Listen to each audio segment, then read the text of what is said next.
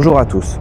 Aujourd'hui, je me trouve dans le cimetière du Faubourg Pavé, et plus particulièrement devant le carré des 7 inconnus, afin de vous présenter une histoire mondialement célèbre, celle du choix du soldat inconnu, qui paradoxalement est le soldat le plus connu de l'histoire de France. À la fin de la Première Guerre mondiale, la France aura perdu 1 400 000 soldats morts au combat.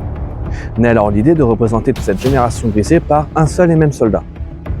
Le 9 novembre 1920, 9 dépouilles sont rassemblées à la citadelle souterraine de Verdun. Mais finalement, 8 seront retenus, car un doute subsiste sur la nationalité de l'un d'entre eux. Les 8 dépouilles de soldats inconnus proviennent donc d'Artois, de la Champagne, de la Somme, de Verdun, du chemin des Dames, des Flandres, de l'Alsace et également de la Lorraine. Le lendemain, une cérémonie présidée par André Maginot est sur le point de désigner qui sera le soldat inconnu français qui reposera ensuite sous l'Arc de Triomphe.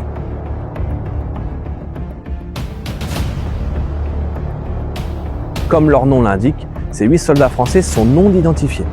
Il n'y a donc aucun indice qui nous permettrait de connaître leur réelle identité. Le 9 novembre 1920, quand les cercueils sont rassemblés dans les galeries de la citadelle souterraine de Verdun, aucune mention ne fait état du lieu sur lequel fut prélevée la dépouille. Pour choisir le soldat qui va représenter tout un peuple en larmes, on missionne Auguste Tain, un jeune soldat de la classe 1919 et issu du 132e régiment d'infanterie, qui en plus de ça, pupille de la nation, puisque son père, combattant durant la Première Guerre mondiale, mourra et sera porté disparu au combat. Pour choisir le cercueil, Auguste Tain éprouve beaucoup de difficultés. Pourquoi choisir l'un plus que l'autre, sans même savoir quelle est l'identité du soldat et ses faits d'armes? Et donc, pour choisir cet ultime soldat inconnu qui reposera sous l'Arc de Triomphe, Auguste Tain utilisa une méthode assez anecdotique. Et pour la raconter, laissons-lui la parole, puisqu'en 1965, il a tenu un discours sur les lieux mêmes où il a fait cet ultime choix.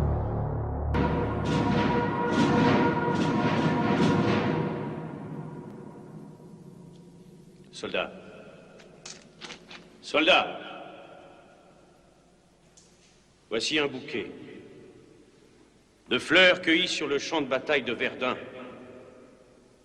parmi les tombes des héros morts pour le pays. Vous déposerez ce bouquet sur l'un de ces 8 cercueils. Ce cercueil sera celui du soldat inconnu que le peuple de France accompagnera demain au Panthéon et à l'Arc de Triomphe. Suprême hommage, le plus splendide que la France ait jamais réservé à l'un de ses enfants, mais qui n'est pas trop grand lorsqu'il s'agit de celui qui doit symboliser et immortaliser la vaillance du soldat vainqueur dont le sacrifice anonyme et l'héroïsme surhumain ont sauvegardé la patrie, le droit et la liberté.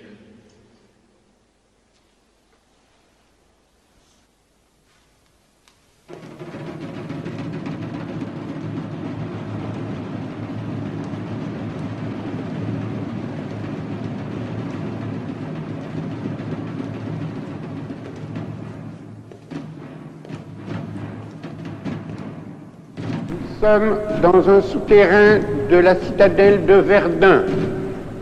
Monsieur Maginot m'a fait l'insigne honneur de me désigner pour choisir celui des 8 cercueils qui représenterait le soldat inconnu.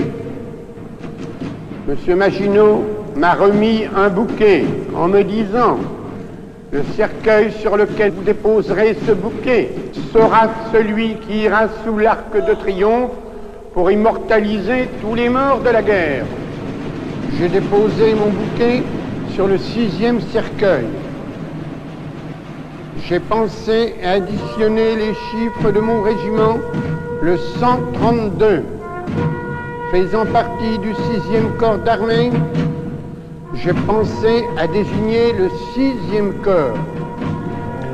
Transporté la nuit même, le corps de l'inconnu arrivera à Paris le 11 novembre 1920 et ses compagnons d'armes le porteront sur leurs épaules jusqu'à l'emplacement définitif de son éternel repos.